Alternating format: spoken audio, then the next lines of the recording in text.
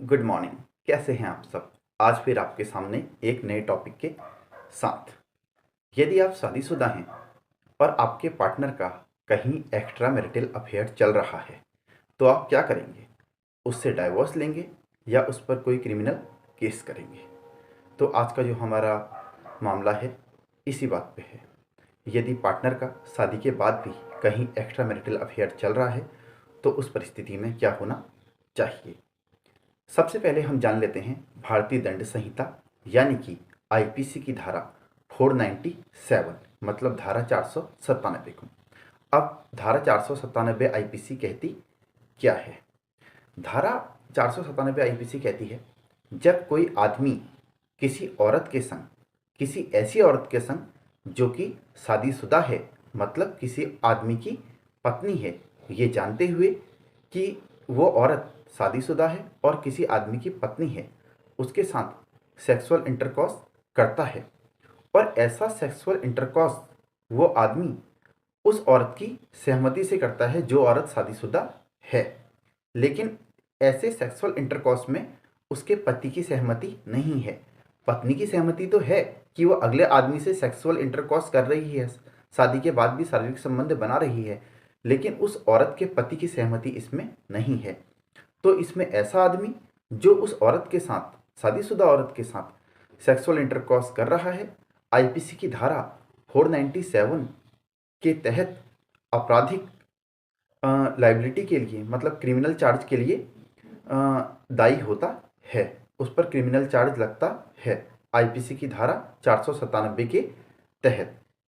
इसमें उसे 5 साल की सजा तक हो सकती है, मतलब उसे इसमें 5 साल तक की सजा हो सकती है। और ऐसे मामले में जो विक्टिम माना जाता है, वो विक्टिम कौन माना जाता है? ऐसे मामले में जो विक्टिम माना जाता है वो माना जाता है उस औरत का पति जिसने ऐसे सेक्सुअल इंटरकॉर्स के लिए खुद अपनी सहमति दी है। अगर ऐसे मामले में यदि कोई औरत, मतलब जो आदमी है सेक्सुअल इंटरकॉर्स करता है, वो अपनी ओर से कोई एफर्ट ना करे और कोई औरत जो कि शादीशुदा है किसी दूसरे आदमी से ये कहती है कि मुझे आपके संग संबंध बनाने हैं, या एक्स्ट्रा मैरिटल अफेयर करती है, शादी के बाद भी कोई अफेयर चलाती है और उस अगले आदमी को उकसाती है कि मुझे तुमसे संबंध बनाने हैं, और वो दोनों संबंध बनाते हैं, यहाँ पर अप्रोच औरत की ओर से किया गया है और एफर्ट भी औरत की ओर से किया गया है, लेकिन फिर भी औरत की यहाँ पर पूरी पूरी कंसर्न है, लेकिन फिर भी यहाँ पे पनिशेबल वो दूसरा आदमी होता है, औरत को पनिशेबल नहीं माना जाता है। मतलब औरत किसी भी चार्ज के लिए लायबल नहीं होती, औरत पे कोई भी चार्ज नहीं लगता है। तो ये तो एक तरीके का भेदभाव है आदमी और औरत के संग। औरत की पूरी कंसर्न्ड भी है, औरत खुद अगले आदमी के संग शारीरिक संबंध बनाना चाह रही है शादी के बाद, लेकिन फिर भी औरत पे किसी बात का चार्ज नहीं लग रहा है। केवल वो दूसरा आदमी जो उस औरत की कंसर्न से, मतलब या दोनों की म्यूचुअल कंसर्न से शारीरिक संबंध बना रहे हैं, केवल उस आदमी पे ही क्रिमिनल लाइबिलिटी क्यों इम्पोज की जा रही है? इसी बात को लेके उठा था हमारा मामला Joseph Shine versus Union of India. Joseph Shine नाम के एक आदमी ने सुप्रीम कोर्ट में एक रिट डाली जो कि Joseph Shine versus Union of India के नाम से डाली गई। यहाँ पर ये बात थी कि जो औरत है वो खुद अपनी कंसर्न दे रही है सेक्सुअल इंटरकॉर्स के लिए किसी दूसरे आदमी को, लेकिन फिर भी उस औरत को क्यों क्रिमिनल लाइबिलिटी के लिए पनिशेबल नहीं किया जा रहा है, उस पर कोई क्रिमिनल लाइबिलिटी क्यों इम्पोज नहीं की जा रही है, उसको क्यों मतलब एक दुष्प्रेरक नहीं माना जा रहा है? जब वो उकसा रही है तो वो एक दुष्प्रेरक का काम कर रही है, तो उसे क्यों दुष्प्रेरक नहीं माना जा रहा है? तो ये सारी बातें बताई गई और ये मुद्दे उठे Joseph Shine versus Union of India में। तो चलो आपको बताते हैं क्या हुआ था Joseph Shine versus Union of India के मामले में। Joseph Shine versus Union of India, इसमें जोसेफ साइन नाम के एक आदमी ने सुप्रीम कोर्ट में एक याचिका, मतलब एक रिट पिटिशन फाइल की और ये कहा कि भारतीय दंड संहिता यानी कि आईपीसी की धारा 497 को असंवैधानिक घोषित कर देना चाहिए, क्योंकि ये धारा ना तो समानता करती है, जेंडर भेदभाव करती है और किसी की प्राइवेट लाइफ को कोर्ट तक लाने का काम करती है, किसी की प्राइवेट लाइफ को ये पूरी तरीके से पब्लिक कर रही है। जोसेफ साइन ने ये भी कहा, हालांकि बात है कि किसी औरत का एक्स्ट्रा मैरिटल अफेयर है, लेकिन इस एक्स्ट्रा मैरिटल अफेयर में उस औरत की भी कंसर्न है, ना कि उस केवल अगला आदमी इसमें शामिल है।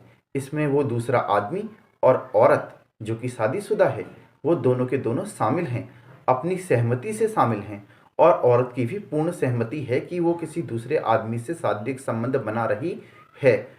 तो केवल आदमियों को ही क्यों पनिश किया जा रहा है, औरतों को क्यों पनिश नहीं किया जा रहा? यदि कानून बने तो दोनों के लिए समान हो। भारतीय दंड संहिता की धारा 497 केवल आदमियों को ही, पुरुषों को ही पनिश करती है, उसमें शामिल जिनकी कंसर्न है उन औरतों को पनिशमेंट नहीं देती है। तो ये पूरी तरीके से जेंडर के आधार पर भेदभाव किया जा रहा है। जोसेफ साइन ने कहा, भारतीय संविधान के आर्टिकल 14 के तहत केवल आदमी को सजा दी जा रही है, औरत को नहीं। समानता के अधिकार का उल्लंघन हो रहा है। आर्टिकल 15 के आधार पर, जेंडर के आधार पर भेदभाव किया जा रहा है।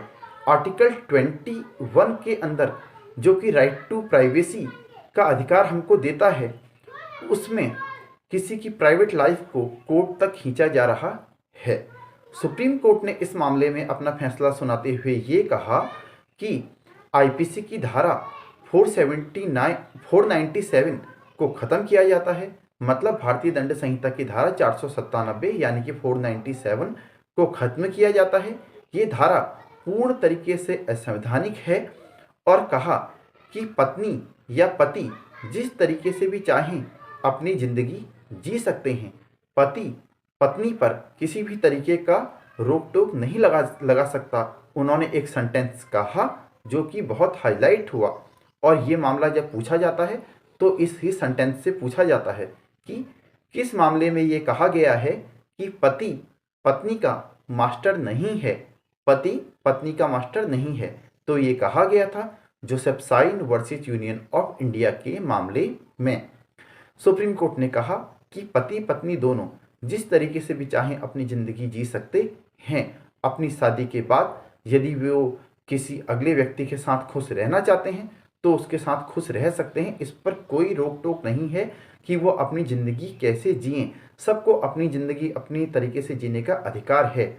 लेकिन एक बात और कही, शादी के बाद पति या पत्नी दोनों में से कोई भी एक्स्ट्रा मैरिटल अफेयर रखता है तो ये अगले व्यक्ति पर, मतलब अगले पति करता है तो पत्नी पर, पत्नी करती है तो पति पर क्रूएल्टी मानी जाएगी। ये क्रूरता मानी जाएगी उस अगले व्यक्ति पर, जो इसमें पीड़ित है उस पर क्रूरता मानी जाएगी, और ऐसा करना डाइवोर्स का ग्राउंड हो जाएगा। मतलब अगले व्यक्ति को ये आधार मिल जाएगा कि वो इस ग्राउंड को लेके, एक्स्ट्रा मैरिटल अफेयर के ग्राउंड को लेके वो क्या कर सकता है, वो डाइवोर्स की पिटीशन फाइल कर सकता है, उससे डाइवोर्स ले सकता है। तो फ्रेंड, होपफुली आपकी समझ में आ गया होगा Joseph Shine versus Union of India का मामला क्या था। इसमें हमारी भारतीय दंड संहिता की धारा 497 यानी कि आईपीसी के सेक्शन 497 को रिपील कर दिया गया था, ख़त्म कर दिया गया था, निरस्त कर दिया गया था। तो आपसे मिलते हैं ऐसे ही अगले वीडियो में किसी हिस्टोरिकल मामले के साथ। नमस्कार।